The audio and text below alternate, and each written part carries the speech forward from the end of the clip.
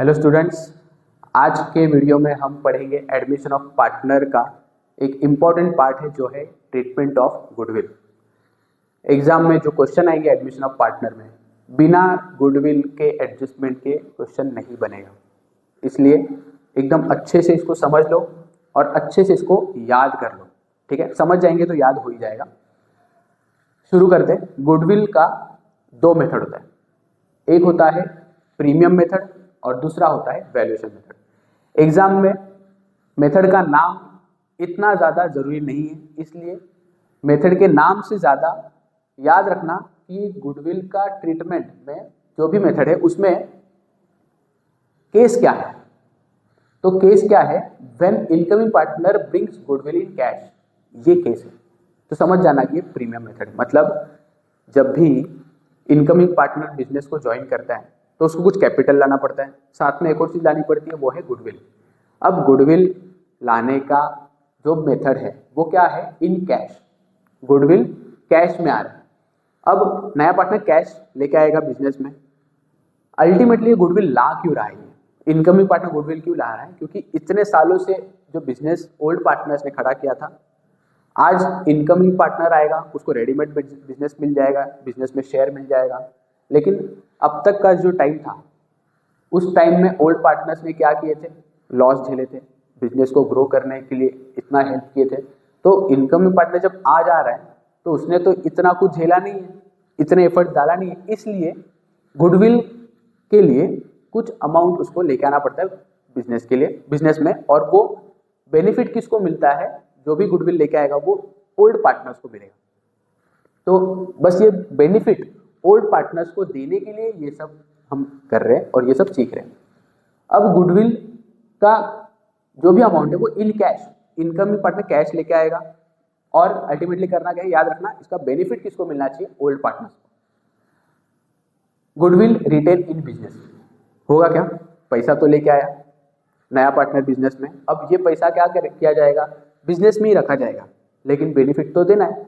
Cash business में ही रखेंगे, cash account debit, देखो कैश आया इसलिए कैश अकाउंट डेबिट हुआ। इसका बेनिफिट किसको देना है, ओल्ड पार्टनर्स को। तो पार्टनर्स कैपिटल तो सबको पता रहेगा, डेबिट साइड और क्रेडिट साइड। डेबिट साइड में क्या होता है, कैपिटल के मतलब बैलेंस कम हो रहा है, और अगर क्रेडिट साइड में हम लोग लिख रहे हैं, इसका मतलब है कि कैपिटल अकाउंट बढ़ रहा है। तो डेबिट साइड मतलब बैलेंस कम हो रहा है, क्रेडिट साइड मतलब बैलेंस बढ़ रहा है। क्रेडिट साइड लिखा, बैलेंस बढ़ा दिया, मतलब बेनिफिट मिला किसको, ओल्ड पार्टनर्स को। कैश बिजनेस में आया और उसका बेनिफिट किसको दिए, ओल्ड पार्टनर्स को। ओल्ड पार्टनर्स मतलब मिस्टर ए मिस्टर बी समझ जाओ, नया पार्टनर मिस्टर सी आया। ओल्ड रेशियो में ये जो भी कैश आ रहा है उसका अमाउंट हम लोग को बांट देना है। कैश नहीं बांटा, कैश बिजनेस में आया है, ओल्ड पार्टनर्स को बेनिफिट दिया सिर्फ, इसलिए ओल्ड पार्टनर्स क्रेडिट। ये हो गया पहला केस कि कैश लाया था और कैश को बिजनेस में ही रखा। पहला केस कैश लाया और कैश को बिजनेस में रिटेन किया। सेकेंड केस क्या है, goodwill withdrawn by old partners. अब जो कैश लाया था वो कैश का अमाउंट क्या किया, ओल्ड पार्टनर्स बोले हम विड्रॉ करके लेके जाएंगे, क्योंकि हमारे लिए लाया था। तो पहली एंट्री में देखो क्रेडिट बैलेंस, क्रेडिट में क्या किया, उनका बैलेंस बढ़ा दिया।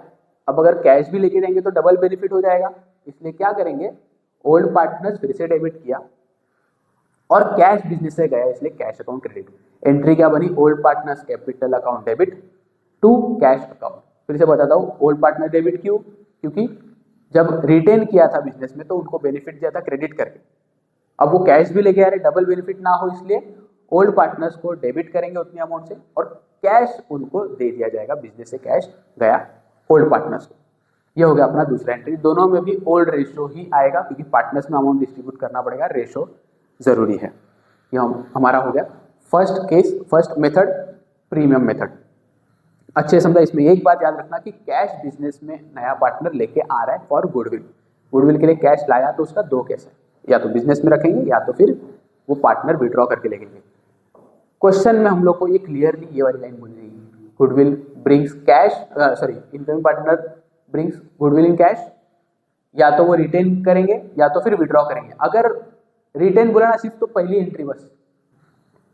इसमें याद रखने वाली बात यह है कि गुडविल के लिए कैश जो है वो इनकमिंग पार्टनर लेके आते हैं।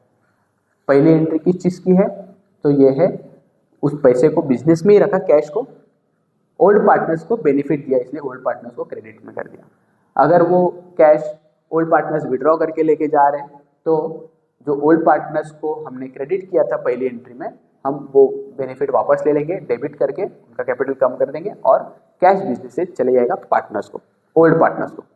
तो ये अपना फर्स्ट मेथड था। याद रखना, क्वेश्चन में जब भी हम लोग को पूछा जाएगा गुडविल के बारे में तो कैसा बोलेंगे, एक बात मिलेगी कि brings goodwill in cash, incoming partner cash ला रहा है तो समझ जाना ये वाला केस। फिर आगे और बोला जाएगा कि गुडविल को बिजनेस में रिटेन किया है या विड्रॉ किया है। अगर गुडविल रिटेन किया है तो फर्स्ट एंट्री लिखना, अगर गुडविल विड्रॉ बोला है तो फर्स्ट एंट्री भी लिखना है और सेकेंड एंट्री भी लिखना है। समझ में आया?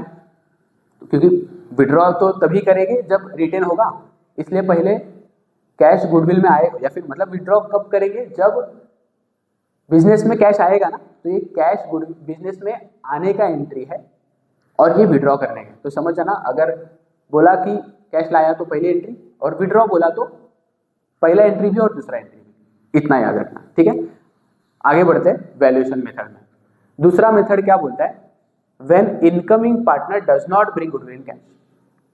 पहले मेथड से देखो क्या अलग है, पहले मेथड में कैश ला रहा था, इसमें कैश नहीं है उसके पास लाने के लिए, लेकिन बेनिफिट तो ओल्ड पार्टनर को मिलना ही चाहिए।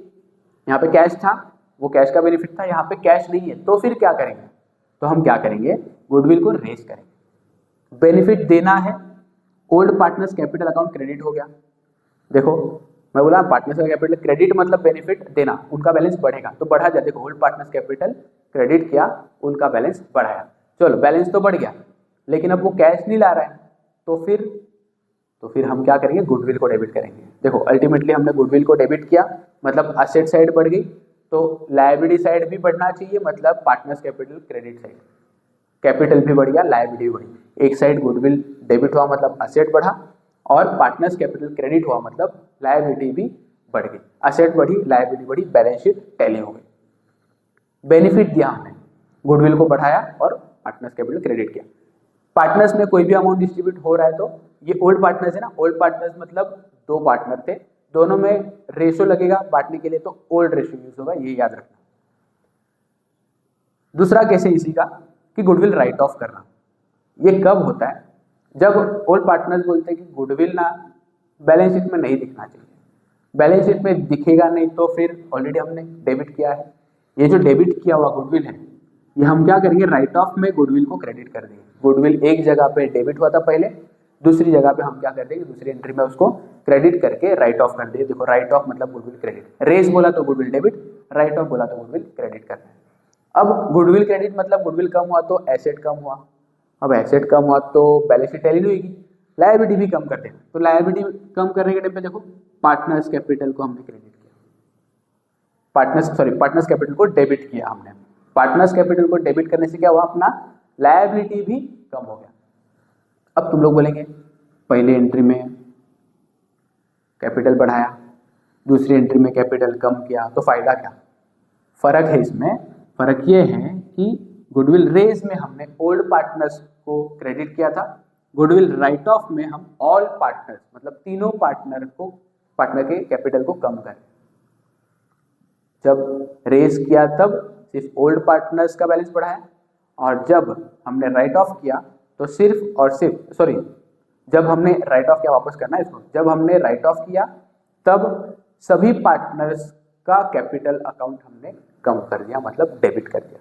तो एंट्री वापस एक बार देख लेते हैं, गुडविल रेज मतलब गुडविल बढ़ा मतलब गुडविल डेबिट, और बेनिफिट दिया किसको, ओल्ड पार्टनर्स को, मतलब क्रेडिट कर दिया। ओल्ड पार्टनर्स सिर्फ और सिर्फ ओल्ड पार्टनर्स जो दो थे ना, उनको बेनिफिट दिया, उनका बैलेंस बढ़ाया। राइट ऑफ करने के टाइम पे क्या किया, गुडविल क्रेडिट कर दिया, गुडविल नहीं चाहिए था, और डेबिट करने के टाइम पे ऑल पार्टनर मतलब सबको हमने क्या कर दिया, डेबिट कर दिया, बैलेंस कम कर दिया। ये जो दूसरा वाला मेथड था, इसको ना हम लोग एक एग्जांपल से समझते हैं। अल्टीमेटली मैंने क्या बोला, अपना एम क्या है कि बेनिफिट ओल्ड पार्टनर्स को मिलना चाहिए।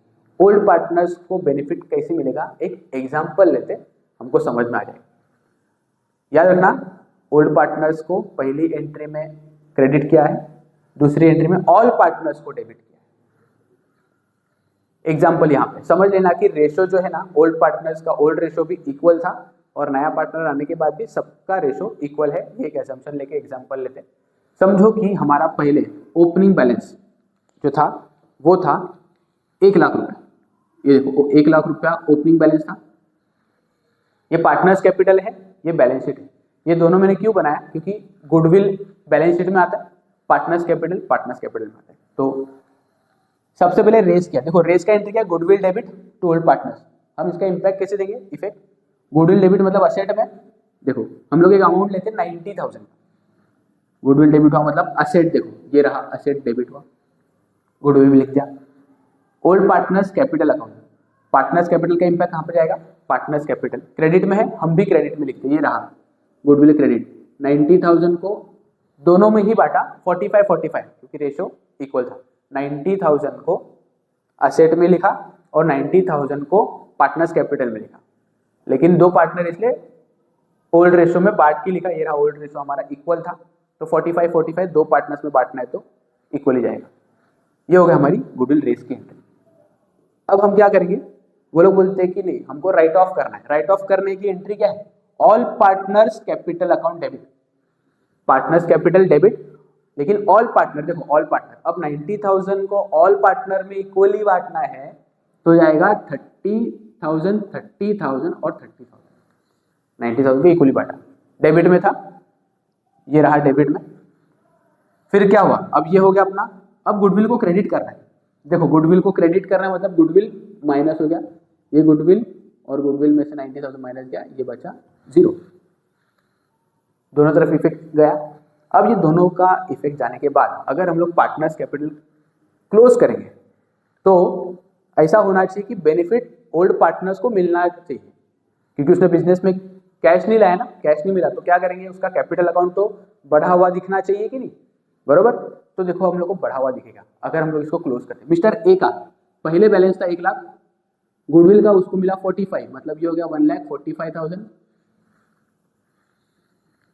डेबिट का टोटल उसका कितना है, सिर्फ 30,000, मतलब 145 माइनस 30 1,15,000 उसका क्लोजिंग बैलेंस है। सेम मिस्टर बी का 1,00,000 था, 45 1,45,000 माइनस 30,000 किया तो कितना बचा 1,15,000। और मिस्टर सी का 1,00,000 कैपिटल लाया था उसने, गुडविल का उसका 30 माइनस हुआ तो 70 बचा, 1,00,000 माइनस 30 70 बचा।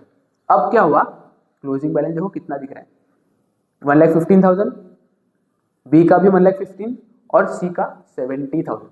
ओपनिंग कितना था, 1,00,000 1,00,000 1,00,000, पहले कितना था 1,00,000 था तीनों का, लेकिन गुडविल का एडजस्टमेंट करने के बाद क्या हो रहा है, मिस्टर ए का 1,00,000 से हो गया 1,15,000, 15,000 बढ़ा।